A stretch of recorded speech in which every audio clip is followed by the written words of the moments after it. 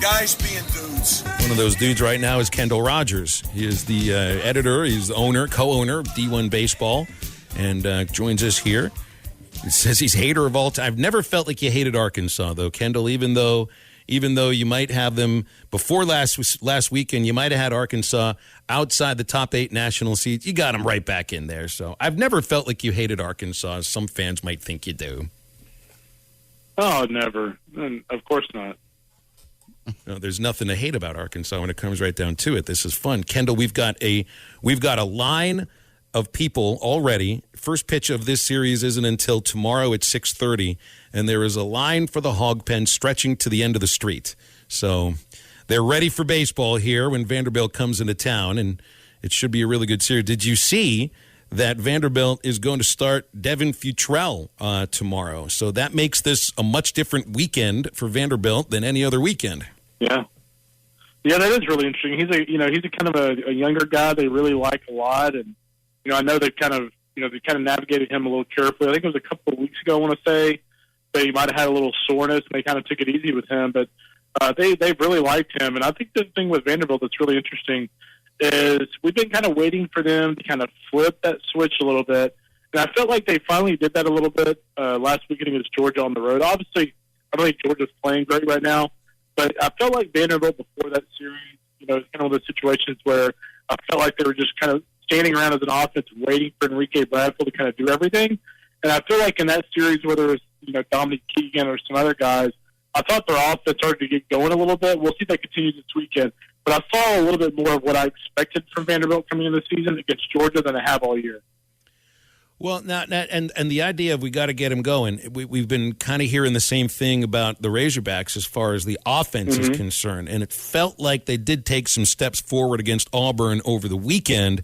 It's just a matter of it staying consistent, and there are some really talented Vanderbilt pitchers. It's just you never know when somebody's going to be on and is able to control you by keeping you off balance, but it really did feel like, at least offensively last weekend, the Hogs might have taken a bit of a step forward. For sure. I watched most of that series. I felt like the offense as a whole was a little bit more dialed in. And I think, you look at this Arkansas offense in this instance, when you think of this offense historically, especially the last few years, what's kind of recurring theme with this offense? It's, hey, they're going to get clutch hits, they're going to get big hits. Well, what happens over the weekend in Game 1? Robert Moore gets the big 3-run home run. Kendall Dix hits a big home run. Caden Wallace in the series finale hit that big double triple up against the wall.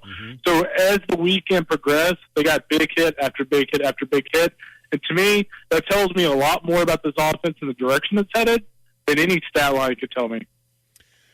And there's so much talk about Arkansas offensively right now, but where they really stand out is in the field. And they did make their errors. They made 6 errors against Auburn, and that's one thing that I would never expect to see in a weekend. But the bullpen right now is really where this team is locked in. And you got Will McIntyre that stepped into a very important role on Sunday, Zach Morris, Brady Tigert. It feels like if there's one thing you're hanging your hat on for this Arkansas team, aside from fielding, it's the bullpen and their ability to hold the lead. No, there's no doubt. I mean, they have so many options. When you look at, Evan Taylor, you talked about, Zach Morris. I mean, Will McIntyre. It's kind of funny. I didn't see McIntyre the weekend they played in College Station. And, he's a guy that when he came in the game last week, I was kind of who the heck is this guy again? That's a good thing. That means that Matt Hobbs has a lot of options at his disposal from a pitching standpoint. And when you have all of those options that you can kind of piece together, by the way, you can turn things over to Brady Tigert on the back end, that just takes so much pressure off your starting pitching. And their starting pitching has been fine, but just having that luxury just takes so much pressure off those guys. They don't have to necessarily go out there and allow 1 or 2 runs. They can afford to allow 3 or 4 runs because chances are that offense is going to get enough, and that bullpen can kind of withstand it a little bit. Mm-hmm.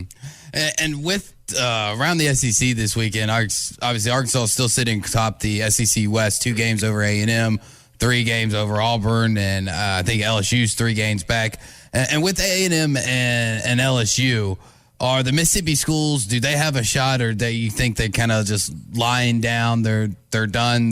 They see the writing on the wall. Can they help keep those 2 teams at bay for Arkansas?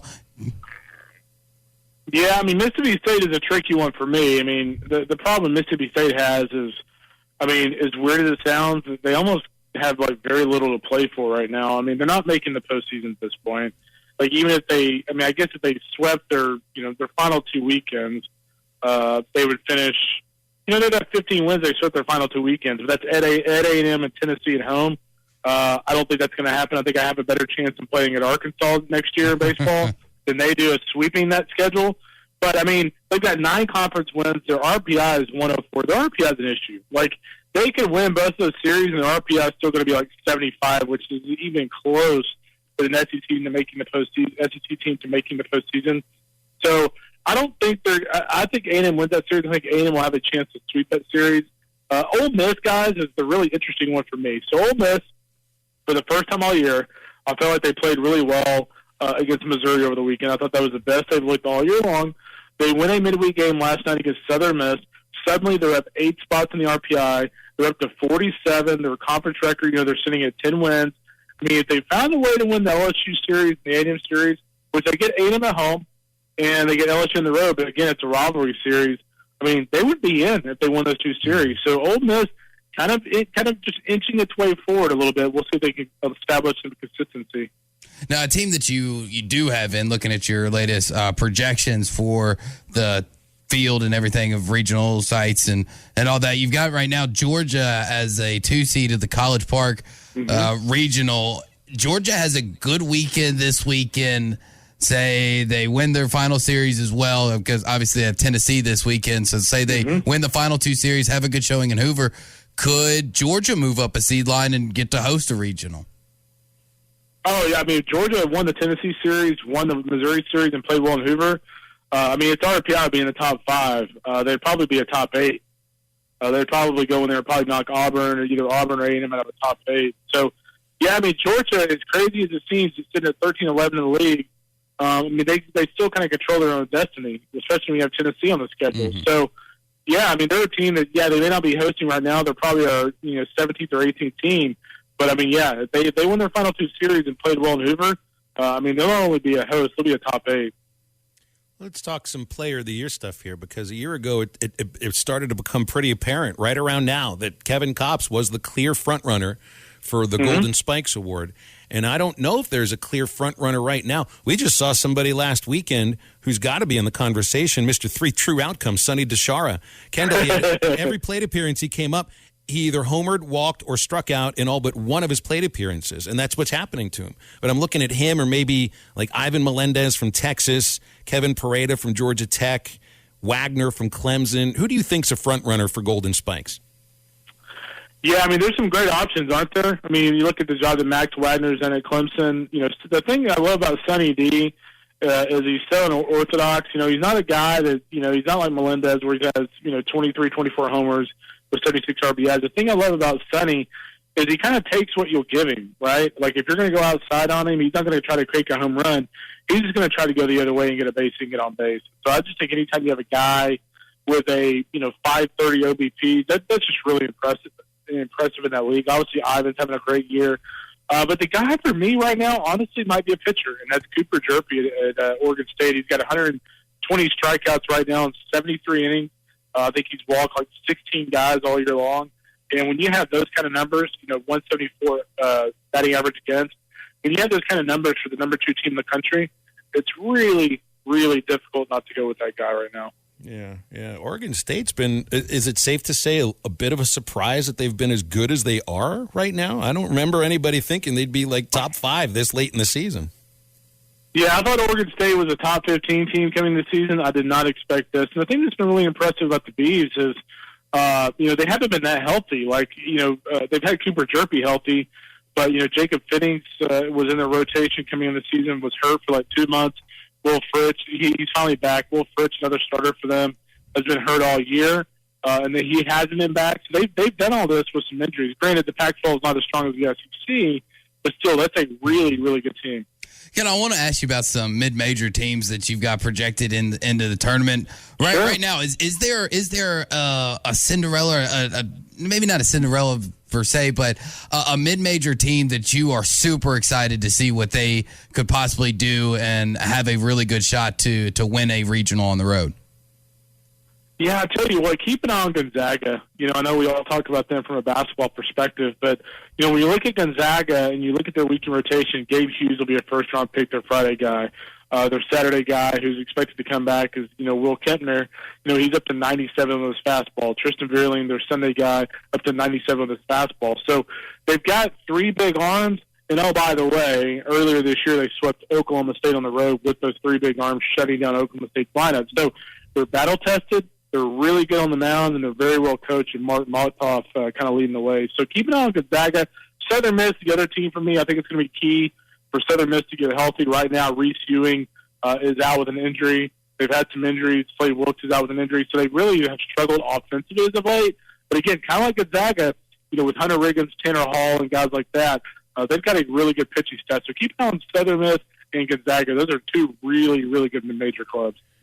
All right, let's wrap it up on like a talk of future in college baseball, because I saw from the NCAA Transformation Committee that they're probably going to be returning decisions on coach counters and scholarship counters to the conferences. So theoretically, the SEC could tell baseball teams you can fully fund, and there are plenty of programs that can do it. What would that do to Vanderbilt? The only really fully funded team in the SEC anyway. I mean, that changes the equation for them, doesn't it?